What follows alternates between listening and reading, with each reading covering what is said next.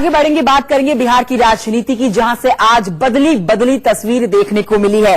जी हां, आज नीतीश कैबिनेट का विस्तार कर दिया गया है। 8 नए चेहरों ने पद और गोपनीयता की शपथ ले ली है। अब से कुछ देर पहले राज्यपाल ने इन 8 नए चेहरों को शपथ दिलाई है। लालजी टंडन ने शपथ दिलाई है। मुलाकात की थी कल शनिवार के दिन नीतीश कुमार ने।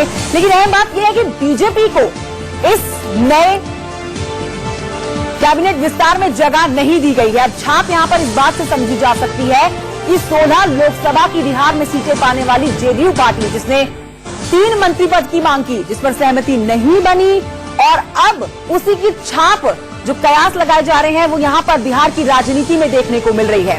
किसी भी बीजेपी के उम्मीदवार को मंत्री पद नहीं दिया गया बिहार में।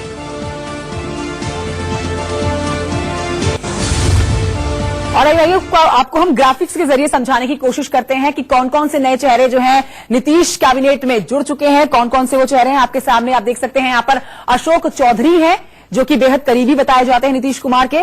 नीरज कुमार का नाम है, जेडीयू से इनको भी नई जिम्मेदारी दे दी गई है यहां पर कैबिनेट में जोड़ के। लक्ष्मेश्वर राय, जिनका नाम पहले से ही लिया जा रहा था, और श्याम रजक, ये वो 4 चेहरे जो अब नीतीश कैबिनेट में जुड़ चुके हैं।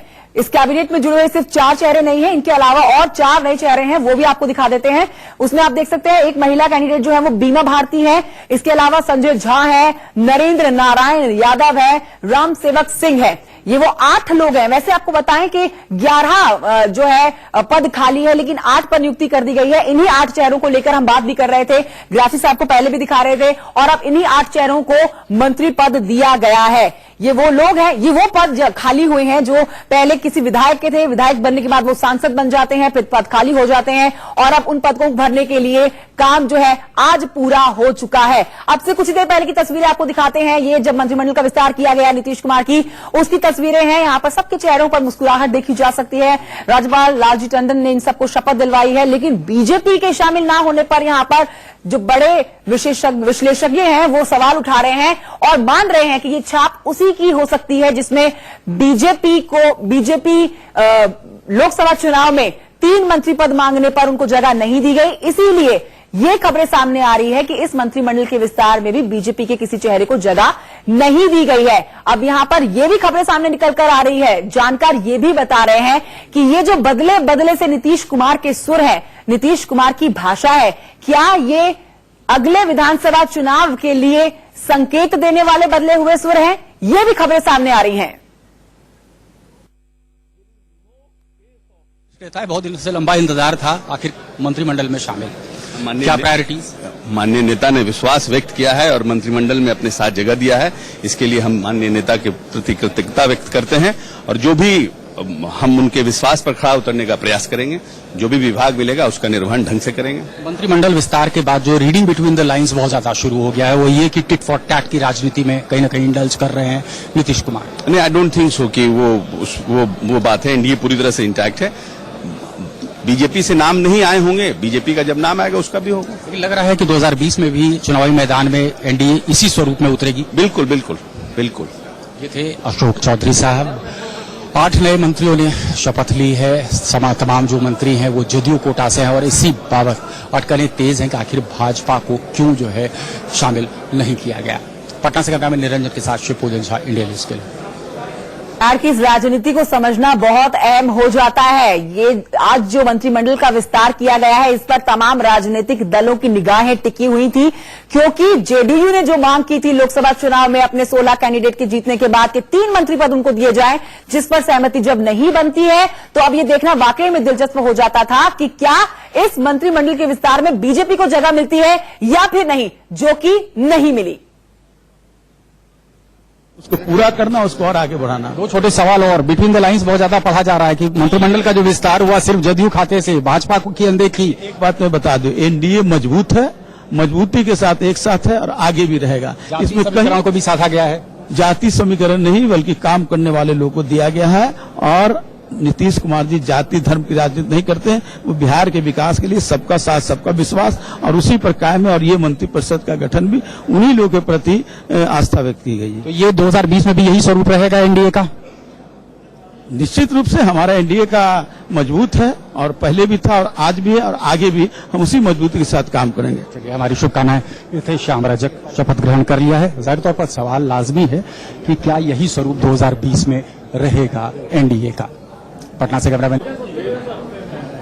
प्राथमिकता होगा उसको हम कहा, उसको जो जिम्मेवारी दी जाएगी उसका अनुपालन करेंगे, ईमान और साख को कायम रखेंगे। साथ साथ ये जो विस्तार हुआ उसमें कहीं ऐसा प्रतीत नहीं हो रहा है टिट फॉर टैट की राजनीति कर रहे हैं नीतीश? नहीं है, पूरे एनडीए के घटक दल के सारे नेतागण यहाँ मौजूद हैं। ये सवाल ही बेमानी है। वह दूसरा एक और सवाल खड़ा किया जा रहा है, सवाल ये कि जाति समीकरण को वो पूरी तरह से साधने की कोशिश की है नीतीश कुमार ने इस मंत्रिमंडल विस्तार से। जो लोग ये कह रहे हैं ना, वो कहाँ हैं? हमारे साथ थोड़े ही हैं। तो उनसे उम्मीद क्या कीजिएगा? उनसे तो उम्मीद यही करिएगा ना कि सामाजिक समीकरण को भी भ्रष्टाचार की गंगोत्री में सामाजिक न्याय की परिभाषा करते, वैसे लोग कयास लगाते रहे। तो भाजपा से एक भी शामिल कर लेते तो शायद ये अटकलें नहीं होती। भाजपा से एक भी शामिल अगर हो जाता तो। अंतिम सवाल आपसे, भाजपा से एक भी नीरज जी भाजपा से एक भी शामिल कर लेते तो ऐसी अटकलें नहीं लगती। नेतृत्व को तय करना है। नेतृत्व को तय करना है। ये थे नीरज जी शपथ ग्रहण करने के बाद। पटना से कैमरामैन निरंजन के साथ शिवपूजन झा, इंडिया न्यूज के लिए। तो केंद्र में सांकेतिक भागीदारी नहीं चाहिए, ये कहा था जेडीयू की तरफ से मुख्यमंत्री नीतीश कुमार ने, जब उनसे पत्रकारों ने पूछा था भागीदारी को लेकर, सीटों को लेकर, मंत्री पद को लेकर, तो उस पर उन्होंने कहा पत्रकारों को कि केंद्र में सांकेतिक भागीदारी नहीं होनी चाहिए। और ये मुख्यमंत्री का प्रेरोगेटिव है, वो किसको चुनते हैं किसको नहीं चुनते। लेकिन सर ये टाइमिंग को लेके कि अभी आप लोगों ने नाराजगी दर्ज कराई और साफ तौर पे दिख रहा है कि निकट भविष्य में आप लोग नहीं कह रहे हैं कि जेडीयू की तरफ से बयान। नहीं, जदयू का प्रश्न ही पैदा नहीं होता।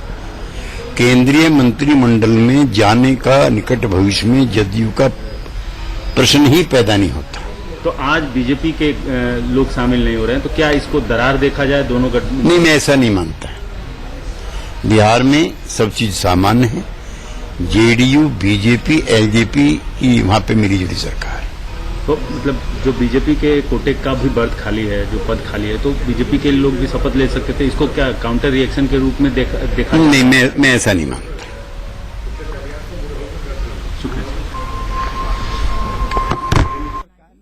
तो चौतरफा हलचल, हर तरफ से सवाल यही उठ रहा है कि बीजेपी के किसी भी चेहरे को क्यों नहीं शामिल किया गया है। लेकिन सवाल पूछने पर जवाब यही दिया जा रहा है कि ऐसा कुछ मनमुटाव दोनों पार्टियों के बीच में नहीं है, मिलकर सरकार चल रही है और आगे भी चलती रहेगी। लेकिन जानकार बता रहे हैं कि ये खटास समझी जा सकती है जेडीयू की कि क्यों जब केंद्रीय कैबिनेट में जगह नहीं मिली तो हम कैसे दे दें। केंद्रीय कैबिनेट की जगह का ये बदला माना जा सकता है जेडीयू की तरफ से कि नीतीश कुमार का जो ये मंत्रिमंडल का विस्तार हुआ है, बीजेपी को जगह नहीं दी गई है। आपको यहां बताते हैं कि बीजेपी प्रवक्ता शाहनवाज हुसैन क्या कुछ कह रहे हैं इस मंत्रिमंडल के विस्तार पर, आइए सुनते हैं। बिहार में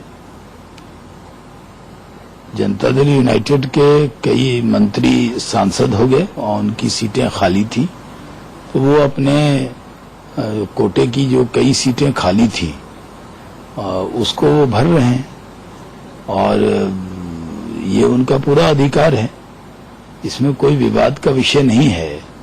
और जनता दल यूनाइटेड से भारतीय जनता पार्टी के संबंध बहुत सौहार्दपूर्ण है।